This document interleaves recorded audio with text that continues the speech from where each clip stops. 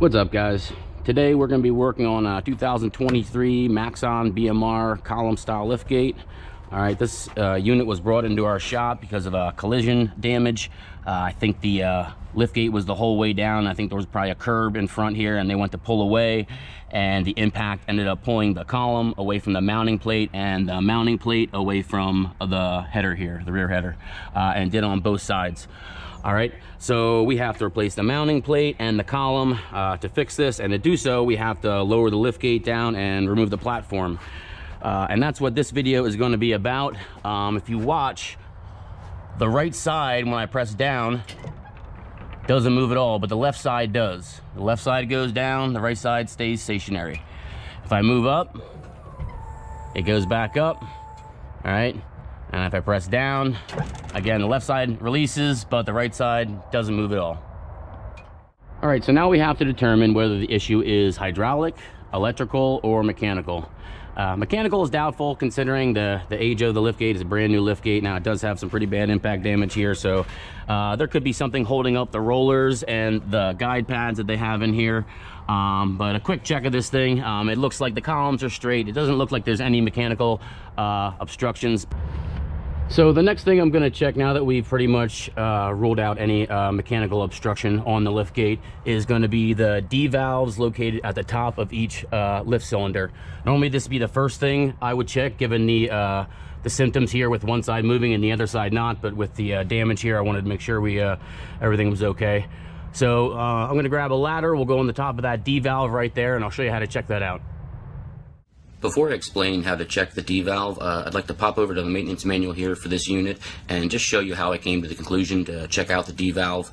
We're going to start on the motor and solenoid operation page. This page tells you what solenoids need to be energized to perform a certain liftgate function.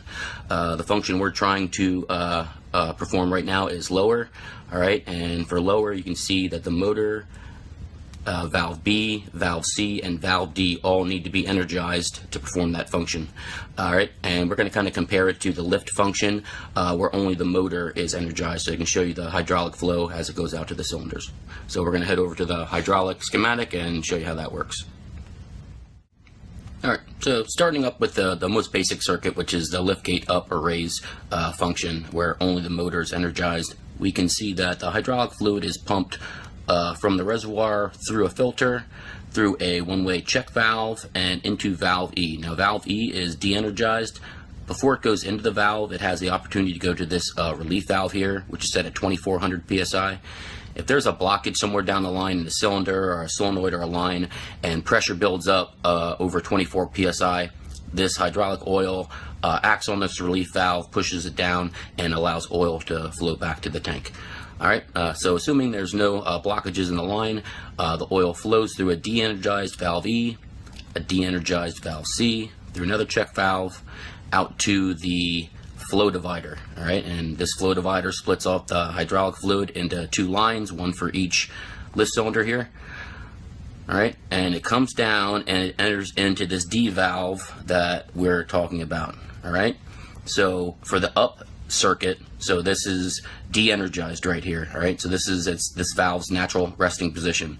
You can see it has a one-way check valve, and it allows flow to go through here down to the cylinder and make the liftgate go up. All right, and it doesn't allow flow to go back. You can see this ball part right here that doesn't allow flow to go backwards. All right, and this, again, this is in valve D, de-energized state. So this is liftgate up. Now if I switch over to liftgate down function, you can see if you look at valves C here, valve B, and these D valves, you can watch them, whoops, you can watch them jumping around. Okay, so when the solenoids get energized, they move and change the flow of the hydraulic oil. All right, so for liftgate lower, again, it's pumped through the reservoir, it goes to this de-energized valve E, but now valve C is energized. The flow changes. All right, it has the opportunity to go through another relief valve. This one's set at 400 psi, it's lower. All right, so if that down circuit sees more than 400 psi, again, this will bypass it back to tank. All right, so it's coming here out port C, all right, to the power down line, and pressure starts building up on the other end of the cylinder. All right, now you can see this blue, this is our return back to tank. So in order for it to go down, this valve D has to be energized. You can see it allows when the valve is energized, it allows this pathway to open up and allows oil to go back to the tank. If this valve D isn't energized, if something's wrong with the valve stuck or it's not getting enough voltage to the coil to energize the solenoid, this valve stays in this resting state, which is blocking off oil going back to the tank. All right, so this is what I was talking about. This is Maxon, what they call a D valve. So when you're going down, which we're trying to do right now, this D valve has to be electronically released. All right, so this 2-pin Deutsch connector right here. So a lot of times what happens with these units, it's most of the time it's an electrical issue, either low battery, but low battery you normally see both sides not going down because there's not enough voltage to get out to the plugs. Or if there is enough voltage right there, once you put the load on of the coil, it kind of drops down and you can't operate it, or it's not enough to release the solenoid. So we want to test this solenoid out right here. Right, we're going to plug this in, and I'm lucky enough to have the side that's not working on the side with the switch. If it's on that side and you were testing it out, you got to get a buddy to operate this for you. But basically we can do a quick check. We don't need anything. We don't need a multimeter right now.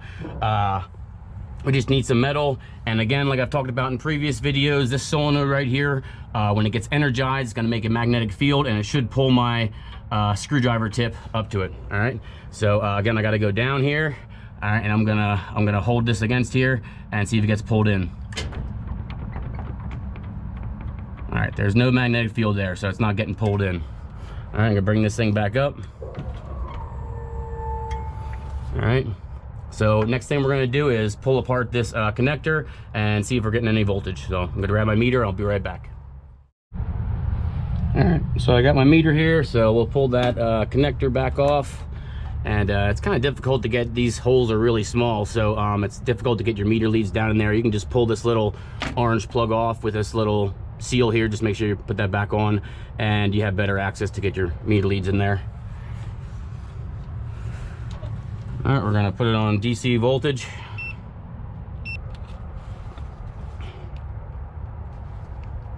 All right, this is gonna be kind of tricky because I gotta hit the switch at the same time. Oh boy. All right, we got it. Now we gotta hit down. Let's see if we have anything here. Nothing.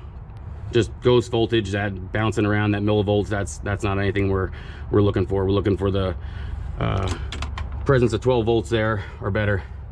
All right, so we're not getting any voltage to this plug. So all we're gonna do is trace it back down and see what our problem is. We're getting good voltage this side because it's going down, but this side right here goes down to a connector down to at the bottom of the column here, and we'll check that connector there, check for voltage. If we don't have voltage there, we'll go back to the connector at the pump box. All right, so once I started looking here, I should have looked a little better when I was looking at the damage. The damage here kind of pulled on the hydraulic hoses and the electric lines going back here. You can see this broken wire tie holder here to hang everything up.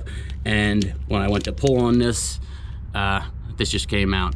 So this is just a simple case of connector that became disconnected. I'll pull that orange part out and that seal in there and pop that back on, and we'll go up top and check for voltage again, but I'm pretty sure this was the issue. All right, so we're back up here at the top of the right side column. We're gonna plug our meter in again, hit the down switch and see if we have voltage here now.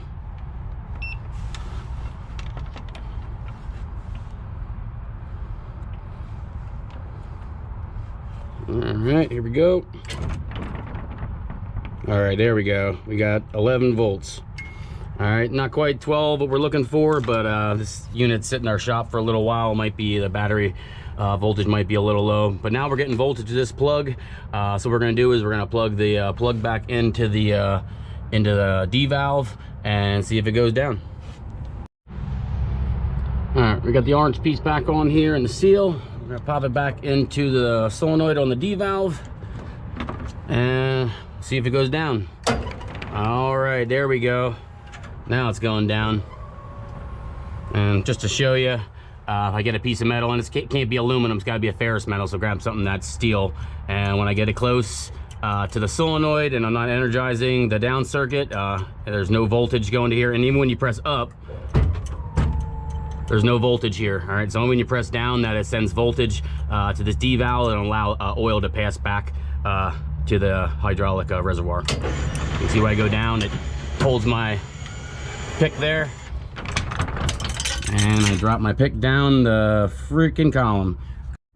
All right, before I wrap up here and try to fish my pick out of the column, if we did have good voltage up there and it still wouldn't go down, I would check the resistance of the coil. The coil for the D valves is 8 ohms plus or minus 15%. All right, so like an ohm or two. If there's anything more than that or less than that, I'd be looking at replacing that D valve. Also, there's a cartridge solenoid in there, the actual piston that moves up and down. You know, that thing can get stuck or a seal can be leaking. But most of the time with these units, it's a electrical issue.